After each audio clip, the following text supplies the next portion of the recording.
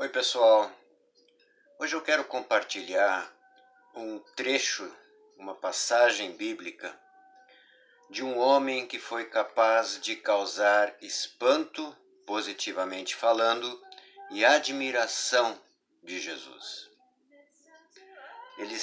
Esse trecho, no livro de Mateus, no capítulo 8, versículos 5 a 13.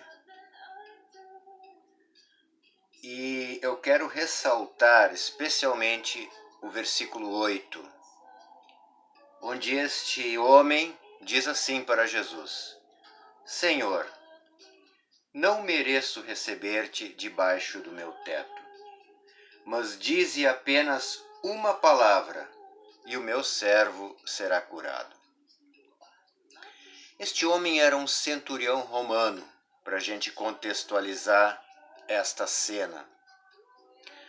E ele tinha um servo que estava enfermo. E ele foi pedir ajuda a Jesus. E Jesus prontamente se ofereceu para ir à casa desse homem para curar o seu servo. E este centurião disse que não se sentia merecedor nem digno de receber a visita de Jesus em sua casa, mas que era para Jesus dizer somente uma palavra, apenas uma palavra. E o seu servo, segundo a fé que ele tinha, seria curado. Jesus se admirou diante desta situação. Jesus ficou espantado positivamente diante desta situação. Tamanha era a fé deste homem que Jesus chegou a dizer: nem em Israel eu encontrei alguém com tamanha fé. Para a gente situar um pouco melhor essa cena, temos que lembrar que os romanos eles estavam dominando sobre Israel. Eles haviam feito uma conquista militar sobre Israel, assim como eles haviam feito com outros países do Oriente Médio, assim como eles estavam fazendo em regiões mediterrâneas, entrando a Europa adentro, para o centro e para o norte da Europa. O centurião era um comandante de um grupo de 100 soldados. Portanto, era alguém de importância militar e era alguém que tinha um bom domínio sobre grupos e sobre pessoas, além das estratégias militares, obviamente. E os romanos eles tinham uma estratégia de dominação que era muito interessante. Essa estratégia fazia com que eles respeitassem e mantivessem as instituições políticas e religiosas dos países que eles conquistavam. Ou seja, eles colocavam algum político, algum rei, algum governante da confiança deles, mas este personagem, esta pessoa era daquele país que havia sido conquistado. E eles mantinham o tanto quanto possível intacta a estrutura religiosa do país. Não mexiam na religiosidade daquele povo, nem nos seus sacerdotes, nem nos seus líderes religiosos. Apenas faziam um acordo tácito, um acordo onde eles mantinham as benesses, as vantagens que estas pessoas tinham, que esses religiosos ou esses políticos tinham, em troca de eles manterem o povo sob controle, em troca de não haver nenhum tipo de reação, nenhum tipo de rebelião popular. Então esses religiosos e esses políticos, esses poderosos daquele país, mantinham os seus cargos desde que dominassem o povo, mantivessem o povo pianinho, quietinho. Pois bem, esta era uma estratégia dos romanos.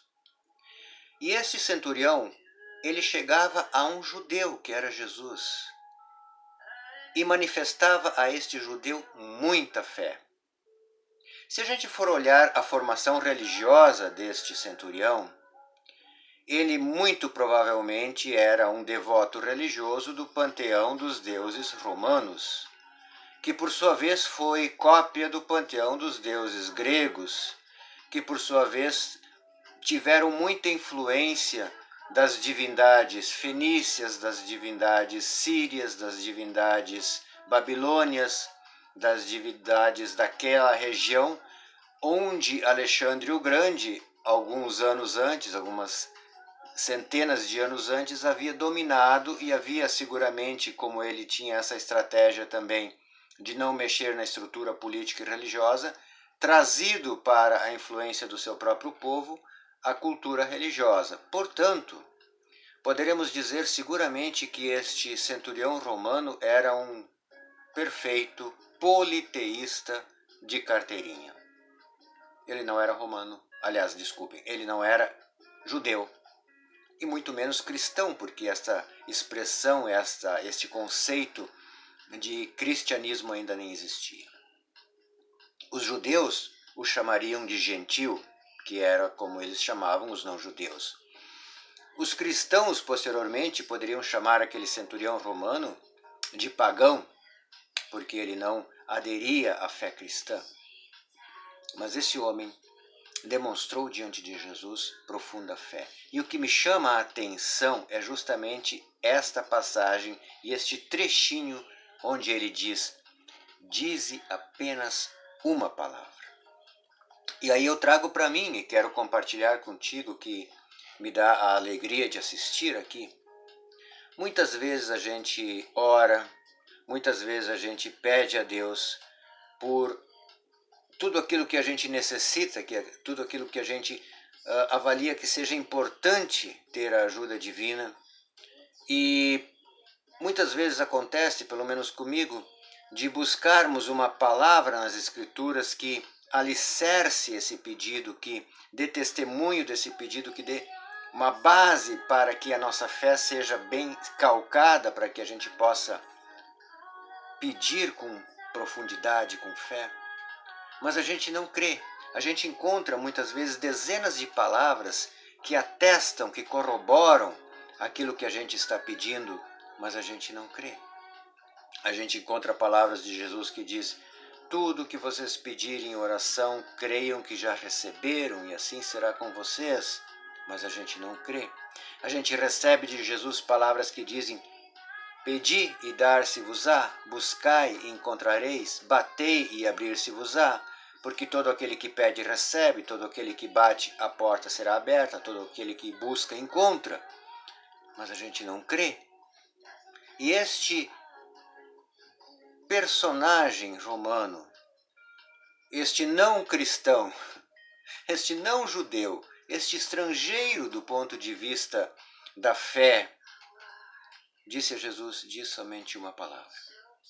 Uma palavra só me basta, e eu tenho certeza que meu servo será curado. Isto faz com que a gente reflita. Pelo menos fez com que eu refletisse bastante e pensasse a respeito de mim mesmo. Kurt, quantas vezes o Senhor já tem te falado muitas palavras, mas tu não crês? Tu não acreditas que a tua oração é ouvida? Tu não acreditas que o Senhor pode atender ao teu pedido, porque Ele se coloca este pedido com transparência, com sinceridade, com verdade em teu coração? Tu não crês que o Senhor pode estar olhando para ti e dizer: Kurt, ok, apenas tenha fé, acredite. Como Jesus dizia tantas e tantas vezes: a tua fé te salvou, a tua fé te curou.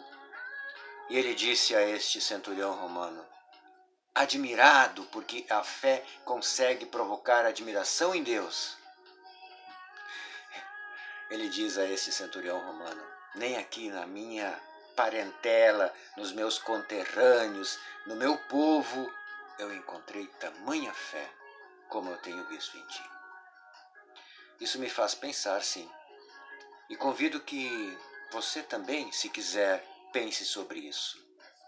Será que somos capazes de dizer ao Senhor: Senhor, dize apenas uma palavra e eu creio?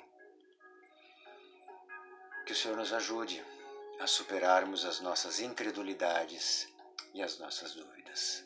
E que nós possamos sim dizer, como este centurião, que me traz um exemplo tão positivo e tão legal: Senhor, diz apenas uma palavra. Diz apenas uma palavra que o teu servo crê. Obrigado por vir até aqui. Que o Senhor nos abençoe a todos, com uma palavra ou com muitas palavras. Tchau.